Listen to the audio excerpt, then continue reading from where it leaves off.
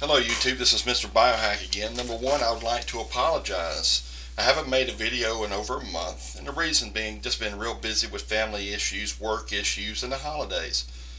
So I'm back and I'm ready to put out some videos, and I just want to encourage everyone that I'm doing this as an exchange of ideas. Okay?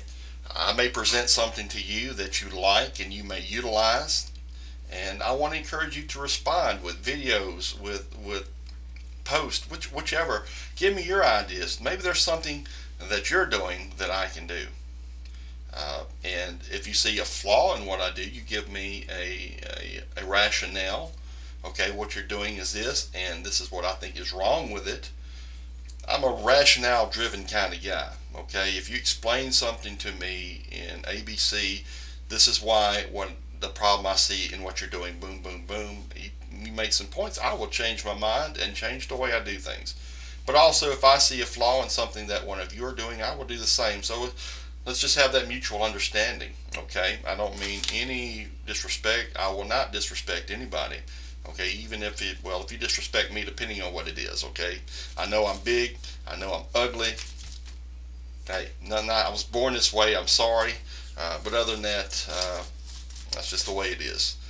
uh, I would like to go a little bit of my strategy and how I do things here as far as prepping.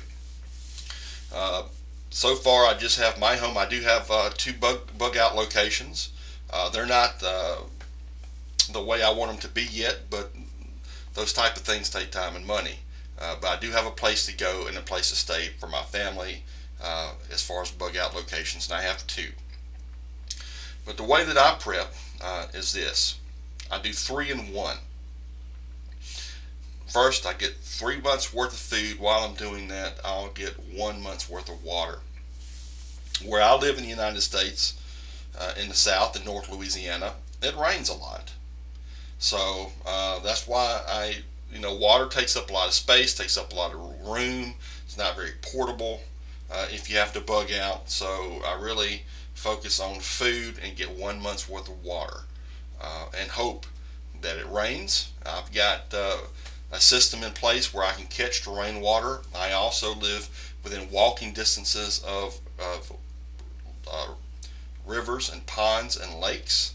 If I go there, and I do have the capability and the knowledge how to create clean drinking water. So that's something that I recommend y'all do too. So everyone's situation is different. If you live in Arizona, you may want to get more water than me, as far as in storage. But I do 3 in 1. Okay, and then my game plan is to have 6 months, which I do, of canned goods that you get at the grocery store, things that you eat on an everyday basis. At least 6 months. And there's nothing wrong if you have more than that. That is my minimum of 6 months. Okay, and then I try to have at least another 6 months of long-term storage.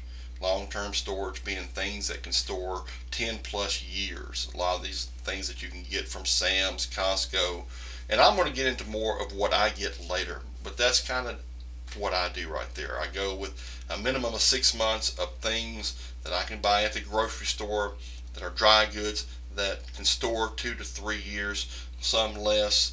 I try to have 6 months, rotate that out on things that me and my family normally eat anyway, and then another 6 months of things that are long storage. Long storage being things that can store for 10 plus years. I try to build in increments of 3 months. 3 months of food with 1 month of water for my family. And I just kind of, to me, whenever I put it in small blocks or in small bites, it's just, it helps me stay more focused. It helps me to stay more organized.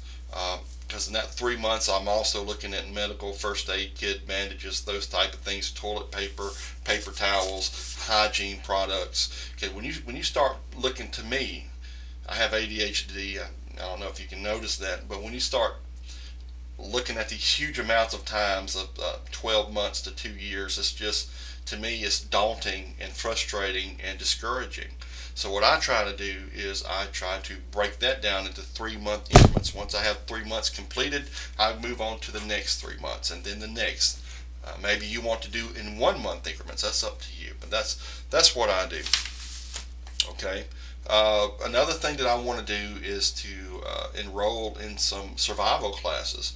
No, I don't want to be like Cody Lundeen or Dave Canterbury and do dual survival or be like Survivor Men on TV.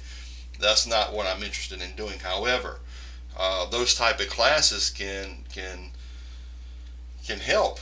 You know, my bug out locations are in the woods, okay, and knowing what wildlife, as far as wild plants, what is edible and what is not, what is poisonous, and educating my family on those things. You know, I got a 4-year-old and a 17-year-old, and you know, I don't want them. Those berries have a pretty color. Let's go eat them. Or those mushrooms look good. You know, I put mushrooms on my pizza. No, I want to be able to educate them on, no, those are poisonous mushrooms. No, you want to leave those little berries alone. They're not good for you. They can make you sick. So, you know, I'm responsible for learning those things, especially since I'm going to a bug out location that is in the woods. So I need to learn what is edible and what is not, and also how to do things in the woods as far as making fire, which I'm already good at. Making fire, you know, making shelters, those type of things, because you never know what's going to happen. It's always good to have that information, learning how to tie knots, just stuff like that. It will do nothing but help you in prepping, both suburban and urban and rural. You know, either way, that knowledge will help in all three of those places.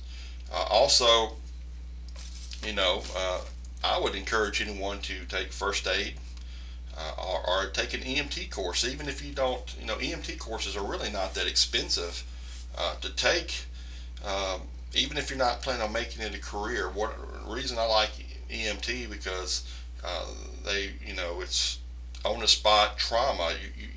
You try to stabilize that person the best you can. So you know, I'm thinking about taking an EMT course. You know, I was an EMT in the military, and I'm a nurse now, but still working in a hospital as a nurse. You know, I know a lot as far as, you know, working with wounds, but a lot of the things that I work with have already been stabilized on the emergency side.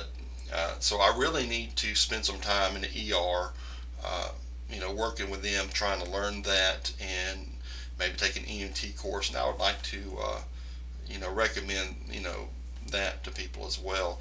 Learn all you can as far as treating medical emergencies, whether if it's just a basic or advanced first aid class, an EMT course, or, you know, such as that. Get educated, okay? There's a lot of good videos. I used to know how to suture people, you know, sew stitches. I can't do that. I forgot how, so I need to relearn that. And I think there's some videos on there. So get educated, guys. Anyway, that's kind of what I wanted to go over. I'm going to keep this short and sweet.